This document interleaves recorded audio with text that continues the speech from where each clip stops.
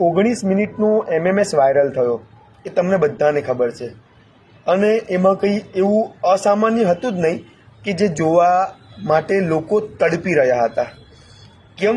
કારણ કે મને ખબર પડી ને કે ગૂગલ સર્ચમાં સૌથી વધારે ટ્રેન્ડ ઉપર એ હતું હમણાં ઘણા સમયથી, અને મે બી અત્યારે પણ હશે.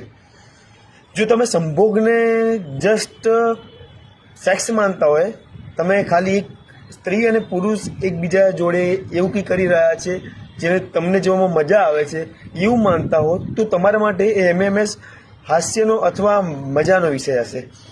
પરંતુ મારા જેવા એક ફિલોસોફર માટે એક પ્રોસેસ છે જે આદિ અનંતકાળથી ચાલતી આવી છે અને અત્યારે પણ ચાલતી આવે છે, અને એના કારણે તમે મારો વિડીયો અત્યારે ફોનમાં જોઈ રહ્યા છો અને ઇન ફ્યુચર પણ આ જ વસ્તુ ચાલતી આવશે. નો ડાઉટ એ પ્રાઇવેટલી થશે, આ પબ્લિક થઈ ગયું.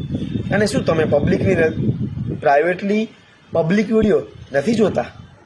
હું તમને પૂછી રહ્યો છું, મને ના પૂછતા, કારણ કે હું મારી સ્માઇલમાંથી જવાબ આપી દઉં બસ. અડધી વસ્તુ તમે દરેક વસ્તુને ઉડાવો નહીં યાર, અડધી વસ્તુ પ્રેક્ટિકલિટીથી સમજો. દરેક વસ્તુ ખરાબ છે જ નથી જો તમને સમજતા આવડી ગઈ તો. એટલું યાદ રાખજો કે દુનિયાનો મહાનતમ ગ્રંથ about the sex education, Kamasutra by Vatsyayana, written by the Indian author before I think before 10th century, જો તમે વાંચ્યું હોય તો. મેં તો વાંચી કાઢી છે. હું સેક્સને એક પવિત્ર વસ્તુ માનું છું, કારણ કે અમારી જર્ની ફિલોસોફરની છે.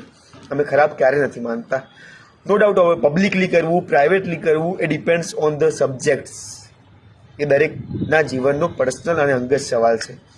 અને હું તો કહું તો પ્રાઇવેટલી જ કરવું જોઈએ, પરંતુ તમને ખબર છે પબ્લિકલી કરવાની આખી આની મોટી, હું તો શું કહું, 2 થી 3 બિલિયનની વસ્તી ચાલે છે આખી, ઓલ ઓવર ધ વર્લ્ડ.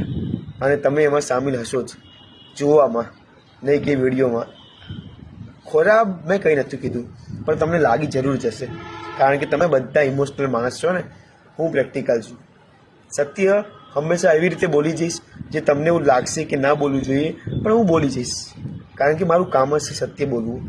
એ વિડીયોમાં ખરાબ નહોતું, નો ડાઉટ એટલું જરૂર ખબર પડી ગઈ કે આપણા દેશની યંગ જનરેશન કઈ દિશા તરફ જઈ રહી છે. બહુ જ પણ શું કરીએ, સહન તો મારે જ કરવું પડે છે ને, કારણ કે મારું કામ જ છે તમને સાચી અને સારી દિશામાં નાખવાનું. ભલે ને પછી તમે ખરાબ દિશા તરફ જઈ રહ્યા છો, હું તમને ખેંચીને પાછું લાવી દઈશ. ચિંતા બિલકુલ ના કરતા, હું તમારી સાથે હંમેશા ઊભો રહીશ, તમારી પડખે અને પડખે.